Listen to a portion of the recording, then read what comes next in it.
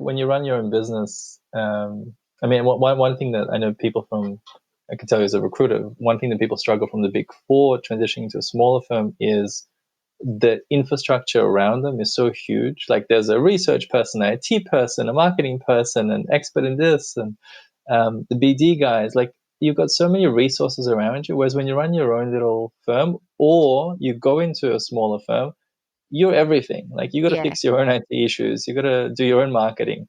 You got to put your own pitch together. So, and they struggle with that. And then Yeah. And obviously you had yeah, I have. I've seen it. both. The analogy I use here is the big four feed you. Um, Mm, when you're on your own, you feed yourself. yeah. So it's a really different thing. I think because I came from a very small firm and I've grown with that firm, and then I had big four where I had everything done, and then I've kind of gone backwards. I've done this big round circle. I've known what I've needed. I'm a very big person in outsourcing and referrals, so having a really good connection and community around me.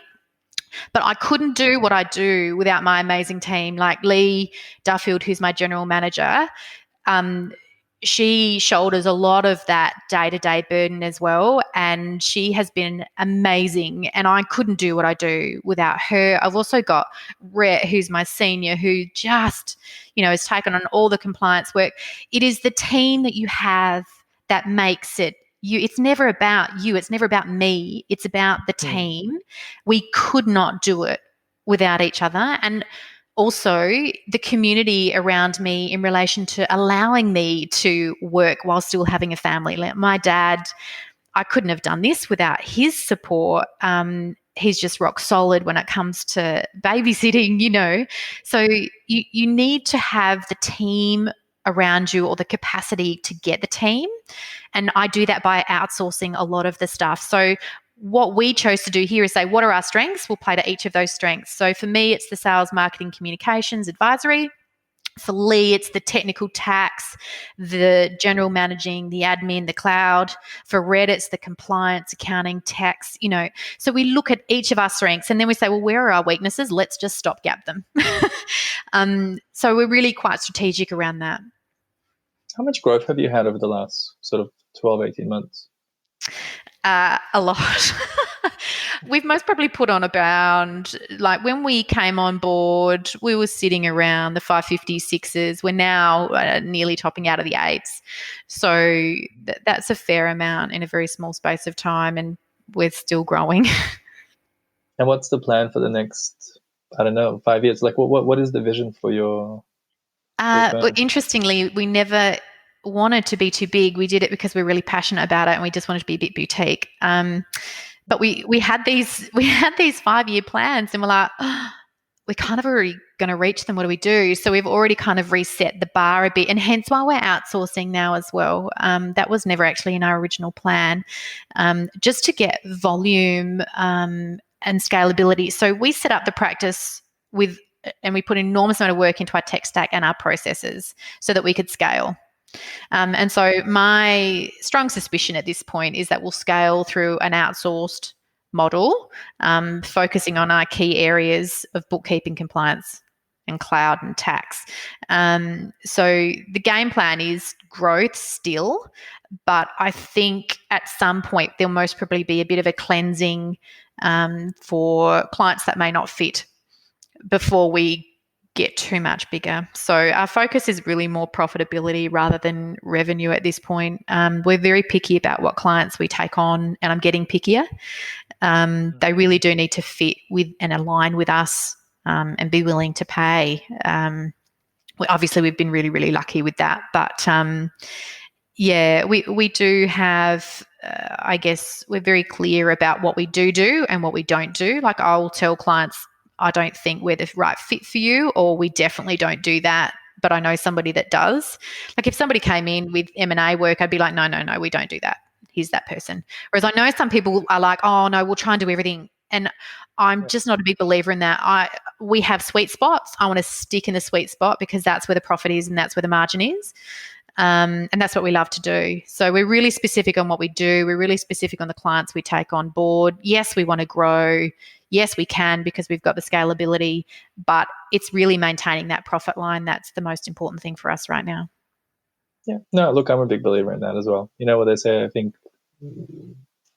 revenue is like vanity, and Oh, um, 100%.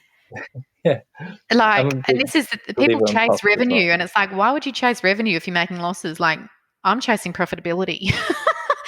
Like, that's I what know, I'm but chasing, and that doesn't the, necessarily equate to higher revenue. I've always found it fascinating how the business has changed over the last sort of 5, 7 years. Looking at those, Silicon Valley unicorns and all those businesses that have completely revamped. Like, because I'm an accountant as well, Yeah. have completely turned upside down the matrix of a business, which used to be to generate profit. Now it's just scale and grow as quickly as possible, make as many losses as possible, but just grow at whatever pace is necessary, and then just sell. It makes no It's sense. It makes no sense. I even saw yeah, an accounting firm that was going for startups and revenue, but they never got paid. So they're now out of business. How can an accountant go out of business? So I crazy. think, yeah, right. That's clearly the wrong model. Mm, You don't buy a sale. And this is what I say a lot. I'm not going to buy that sale because it's going to cost me in the end, either in time or in emotional effort.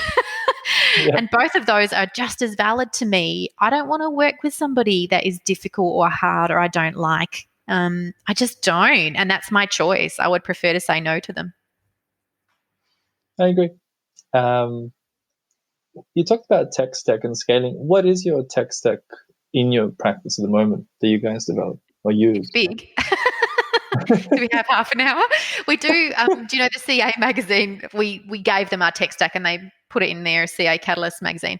But I we think our I've seen base, that article. Yeah. yeah, the base is Xero, and we use the Xero working papers, Xero tax, and XPM modules. We use Practice Ignition. We've just brought on board FYI docs for our document storage and workflow. Previously, it was Box, and previous to that, it was Sweet Files. That has been a bit of a burden for us, that document storage. We use Account Kit, which is an amazing find for accountants who deal with larger groups with inter-entity loans and Div 7A. And BGL products, we're a huge believer in the BGL Simple Fund and CAS 360. They are absolutely amazing. And when you have an integrated system, and let's say you're purchasing a new company, we use ACOS, and it links to CAS and it links to XPM, you literally stand back and go, holy crap, that was amazing. Like, I still to this day go, wow, how did that happen? Just that automation of data is absolutely amazing. And we do use Receipt Bank as well. And I'm sure I've missed a few. Employment Hero, IntegraPay, but those are our major ones. And we use the Office 365 suite with Teams as our communication channel, and Asana for workflow for our bookkeeping. For your bookkeeping, Asana. Interesting. Why is that? Or just for the workflow and Workflow. monitoring the yeah. Yeah, it's really great to assign specific tasks. So we've got it down to the most minute detail. So an absolute stranger could come in and pick up where somebody's left off. And that's the scalability and process we were talking about before, which has really helped us when we went to the outsource model. We used TOA. It was just seamless, and that certainly helped kind of make that successful. Okay. So you use TOA? Yeah, we use TOA Global, What so the is Nick Sinclair and those guys. okay. And that's Philippines? Yeah, they're in the Philippines. Yeah. And we actually, Lee and I went there in last December to meet the team, which was absolutely amazing. And the way that I describe it is, I liked them already, but it not only opened my eyes, it opened my heart. Like, these are really beautiful people with families, and just the connections that we were able to build with them during that time. I was so grateful that we were able to go pre-COVID. But Yeah. we'd sussed out TOA Global for a long, long time. We only like to use suppliers that we really align with culturally, especially when it comes to team members. That was really, really important to us. And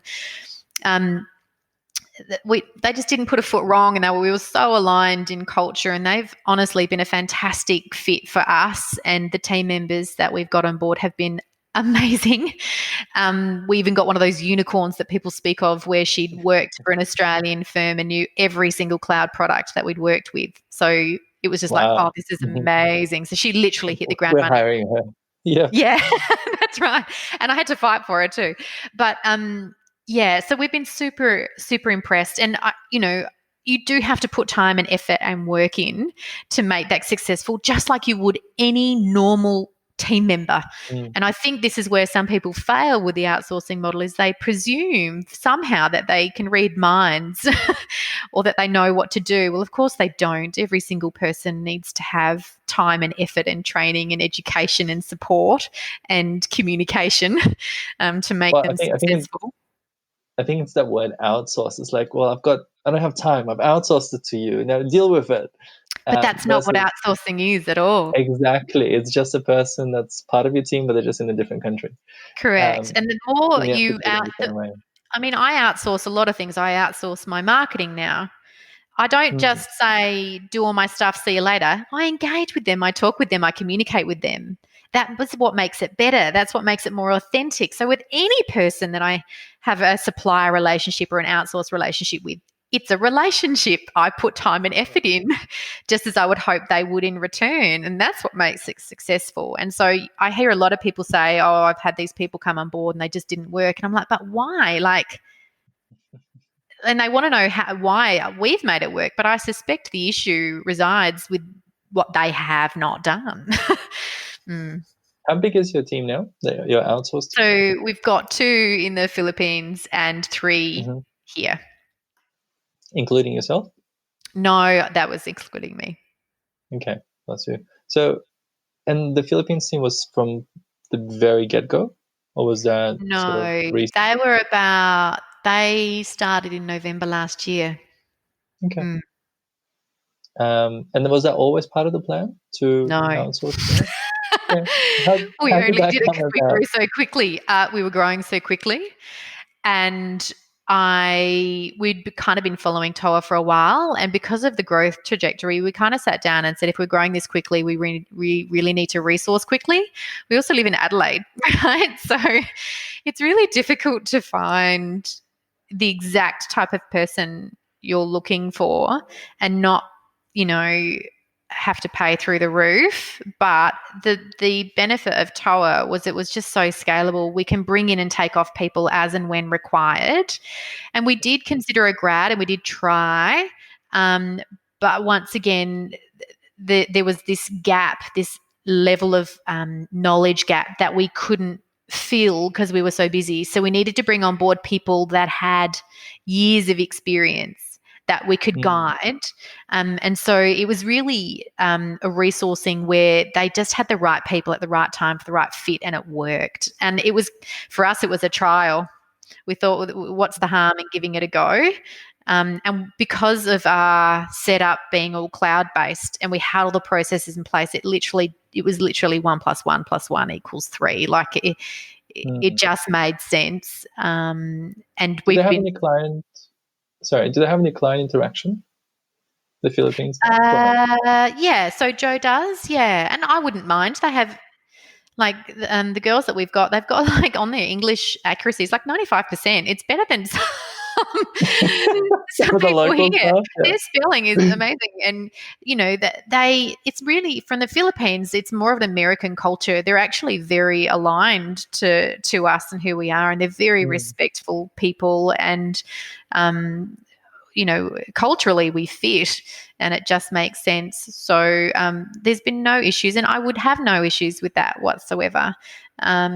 It's not a problem for me. We're very open that we use outsourcing. All of our clients know that. I'm very open with everything that we do because if it doesn't And fit for you, no. no one's If it ever had does, issues with it? no. I think because they know I'm still over the top of it. I think they would have issues with anybody if they didn't think I or Lee were looking over things. It's just like with any new team member that somebody doesn't know, there's a level of I don't know these people. But time builds trust. And I think if you're the solid rock, if there's always consistency and you're that solid rock and you're always there, I think you can communicate your way through anything. And that's certainly what I've done. I clearly communicated what we were doing and why we were doing it. And I do that because if it doesn't align with you, that's totally okay. And now you have the choice to go somewhere else if that's what you want. But we haven't had that experience. Everybody just says, "Are you still there?" And I'm like, "Yeah." And they're like, "Okay, do whatever you need to do." It's like it's just another team member. And I that's something I was worried about, if I'm being really honest. I was worried about if there may be some backlash, because you do hear about it. But for me, I didn't experience any of that whatsoever, and it's been a really great experience. Okay, that's good to hear. Because you hear different things, as you said, different experiences from different firms, and also even candidates that we have. Some are reluctant to work for places that outsource for Yeah. whatever reason. Illogical to me, but for whatever reason it Yeah, is. and I think maybe that's their bias. They may perceive that, they're not going to get valued here, or they may not have as many opportunities. I don't know. But, each person on their merits and their own skills, we certainly haven't had a problem with that. And I would highly recommend it. We work in a global environment. We buy from overseas on most goods. And, this is Yep. just a service.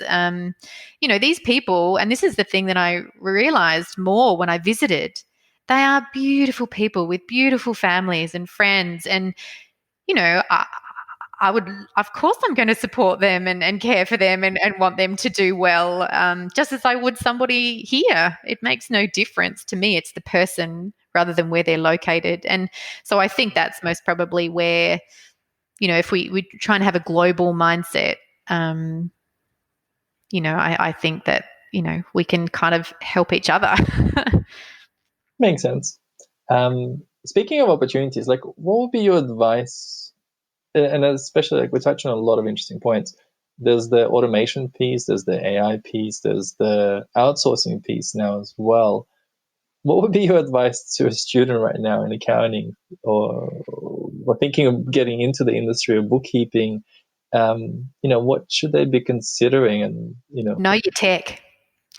know your I, tech. I truly believe if they know their tech and know it back to front and know how to integrate and automate, they will have a skill set that is very saleable, because a lot of firms are desperate. They want to buy it. So, as in buy it in, because they don't have it. So I think if somebody is willing to learn the tech, because that's where we're going, let's be honest, it's not a matter of if, it's a matter of when. That will be a massive gain to the employer, that skill set. So focusing on, yes, you've got to have your base core technical, of course you do, but focusing on the tech, on the change management, on the communication, recognizing that from day dot, you are actually in sales and marketing as well. I think all of those things, being flexible and fluid, seeing opportunities, being flexible to change, all of those qualities I admire in a team member, and those people that hold those qualities and those really positive attitudes, I've seen them succeed and grow in their careers. And that's certainly, I think, the thing that stands out to me is people that are willing to give something a go. Doesn't sound like you're talking about an accountant at all.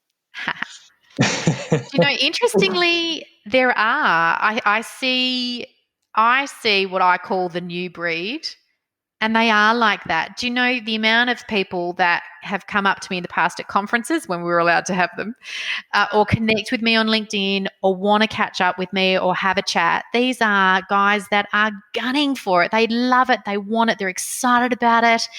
I've had a really different experience. Like, I've sat on panels with what I call old school accountants who say nobody wants to take over the business. It's so hard to find somebody for succession planning.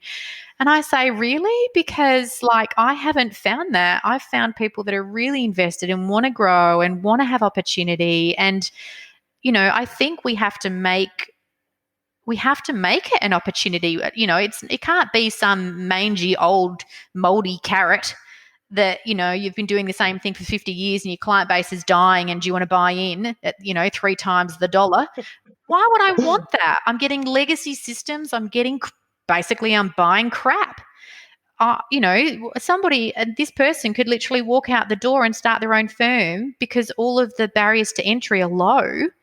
The people that are trying to sell their practices, basically need to build their value proposition. And the people that I'm seeing come through who are hungry for it and really love the industry, there are those people.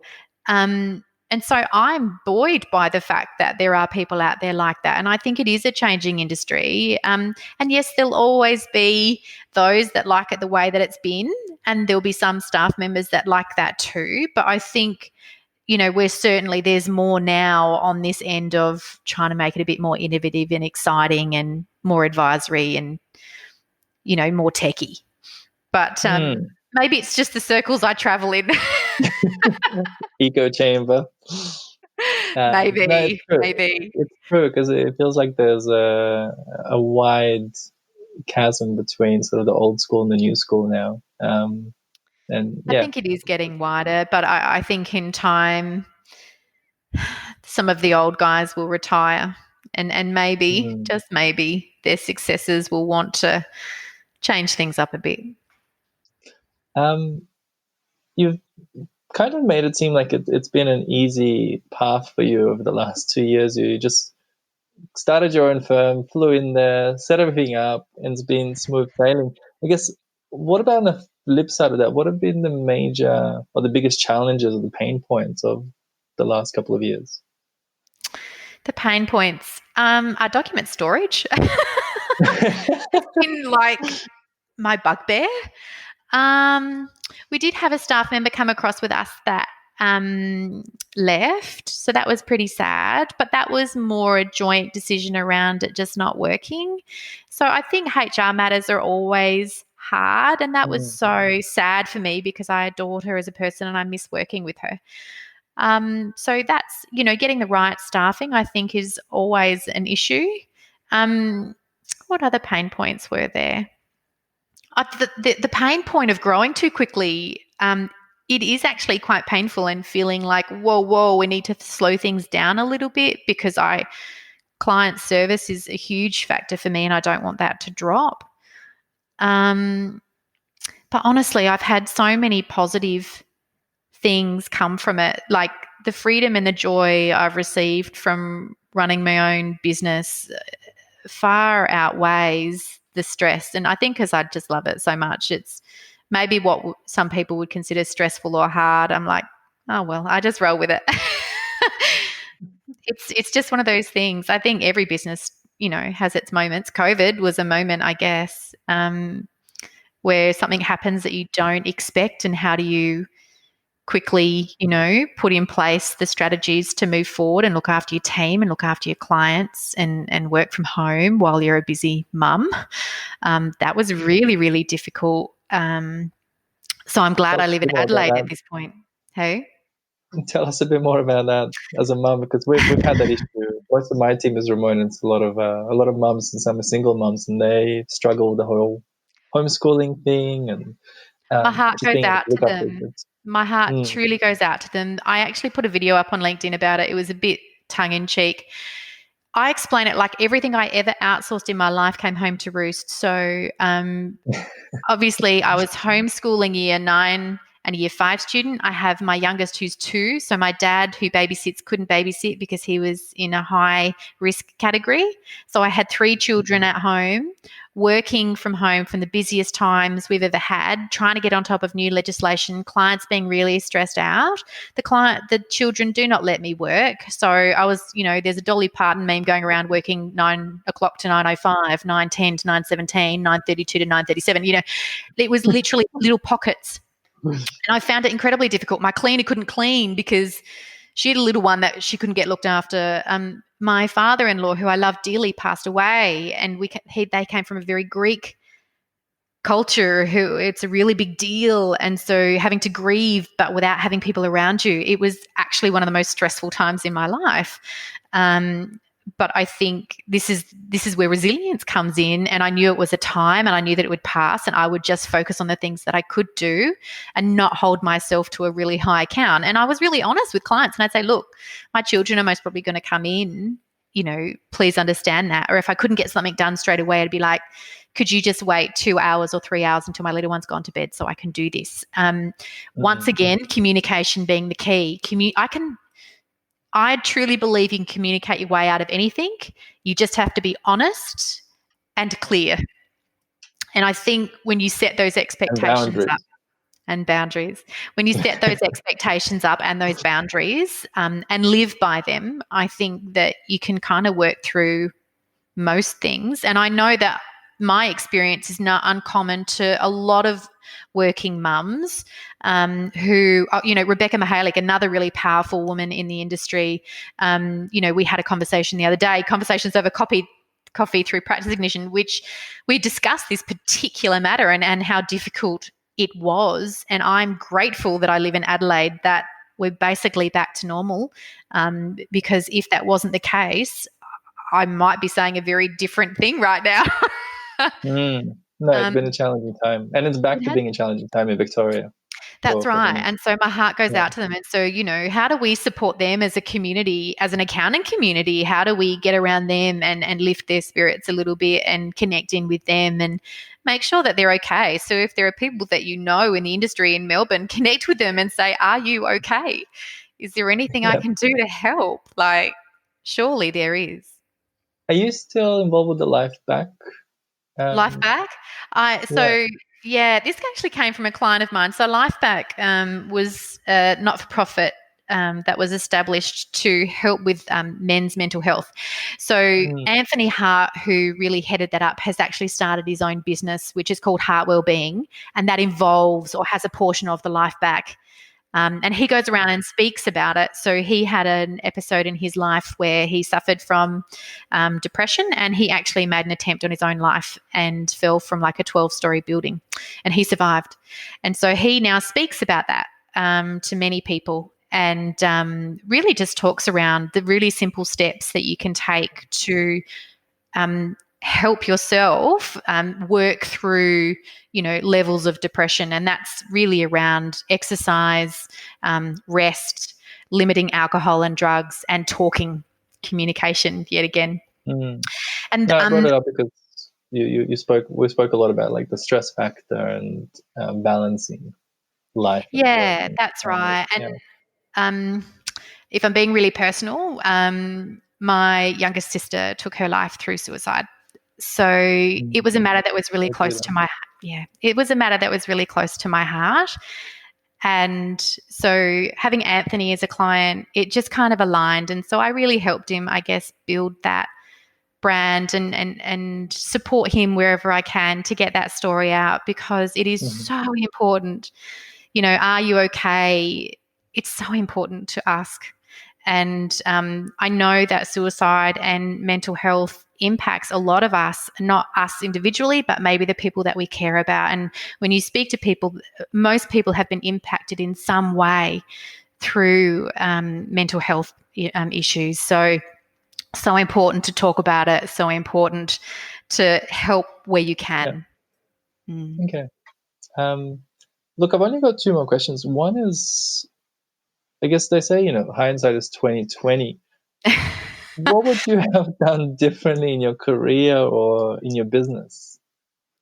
I most probably wouldn't have waited as long in my first job. So I waited 13 years and believed that my loyalty would get me into a role that I deserved. That was not the case. So I think backing myself earlier and being confident enough to communicate what I really wanted. I certainly look back and think I most probably lost 5 to 7 years in that role. I most probably would have started a lot earlier in my business. I wish that I'd done it years ago. Hindsight 20/20. Those are most probably the two things, but then in saying that, if I look at it, it's most probably the journey I needed to take, because it's helped to form where I am today. So, just having that confidence to speak up and be bold and, know that you got something special going on. Everybody does. Just got to find what it is. Would you have done anything different in your business? Document storage. The way you Is it solved now? Is that issue solved? Yes, FYI Docs has solved it. Would I know? Okay. No. Not in the slightest. I I mean, feel it like sounds like it's the journey I was meant to take. okay, and it sounds like you put a lot of thought into setting things up properly rather than ad hocly. So I think that's After probably why 25 there's not years, you've many. got some really predefined ideas. Hmm. Um, and the last question would be, what does downtime look like for you? Like, what have you been reading, watching, learning recently? Downtime is family time for me. It's just chillaxing with the kids, spending time with them, spending time with the hubby, spending time with my family. I've got a really big family. So I've come from a family of six, three older brothers, two younger sisters. And then we've got like 13 grandchildren. So a lot of my time is spent there. And I also have lifelong friends that I spend a lot of time with. Yeah. So it's really around people. It's around relationships. My downtime is my personal relationships. Okay, so Yeah, connecting with people. connecting with people, definitely. And, another passion of mine is ballet. I did it until Really? yeah. I did it. Well, if I wasn't going to be an accountant, I would have been a ballerina. And I did it for like 25 years. And the only reason I stopped was because my knees and ankles were aging very, very quickly. And I did classical like on point. So I knew that my career would have been very short lived. So accounting. So I do like a bit of classical ballet and watching and a bit of So you're music. still a ballerina after hours? Well, I've Yes. considered doing mature age ballet, but I'm not sure I can carry that off. Ask me in a year or two. It's fantastic. Well, that's why I find like people say accountants are boring, but there's a lot of really cool accountants I speak to that do amazing things like car race driving. Now I've met a ballerina as well. The list keeps growing. Um, Absolutely. Ali, are there any books you've read or things that you watched or people you've met that have had the most tremendous impact on you? Yeah. The Lean In book was a really big one for me. Sheryl Sandberg. That was a game changer for me. The other one, which is really, really odd, is Who Moved My Cheese? Have you? Yeah, that's the old one. Yeah, It's like it's like the smallest book, first book. Yeah, but but profound.